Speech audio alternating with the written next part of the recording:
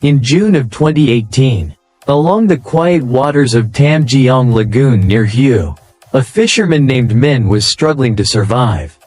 For most of his life, the lagoon had provided everything his family needed. Fish in the morning meant food on the table at night. But that summer was different. Each day, Min returned with fewer fish than the day before. Some mornings, his nets came up almost empty. His wife tried to stay hopeful. His children tried not to ask questions. But Min could see the worry in their eyes. One evening, as the sun slowly disappeared behind the lagoon, Min sat on the wooden dock repairing his torn fishing nets. Nearby, an older fisherman named Uncle Bao watched quietly. Uncle Bao had fished these waters for more than 40 years. He knew every current, every wind, and every hidden corner of the lagoon. After a long silence, he spoke gently. "There are still fish out there," Uncle Bao said. "But not where people are looking." Min lifted his head with curiosity. Then the old man pointed toward a darker part of the lagoon. A protected breeding area where fishing had been forbidden for many years.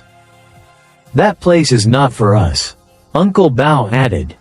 "That place belongs to the future." Min nodded slowly. He understood the rule.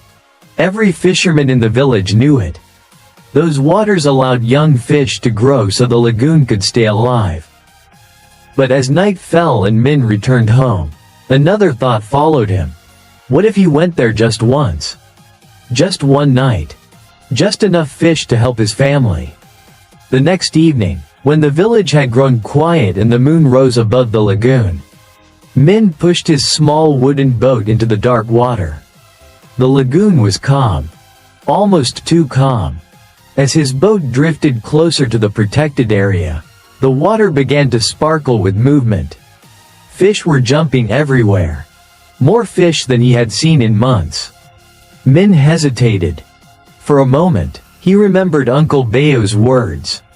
But the thought of his hungry family grew louder. Slowly, he cast his net into the forbidden water. When he pulled it back up, the net was unbelievably heavy. Fish filled every corner of it. Min stared in disbelief. His heart began to race. He had never caught so many fish in a single throw. Excited now, he threw the net again. And again. Each time, the catch grew bigger. Soon the floor of his boat was covered with fish. Silver bodies flashing under the moonlight. Min laughed quietly to himself. For the first time in weeks, he felt lucky again. But the lagoon had begun to change. Far in the distance, dark clouds were slowly gathering. The wind whispered across the water. Min didn't notice. He was too busy pulling in another heavy net. Then the first thunder rolled across the sky. The calm lagoon suddenly turned restless. Waves began to rock the small wooden boat. Rain started falling harder and harder. Min tried to gather his nets quickly. But one of them had become tangled beneath the water. He pulled harder. The rope tightened. The boat jerked violently to one side.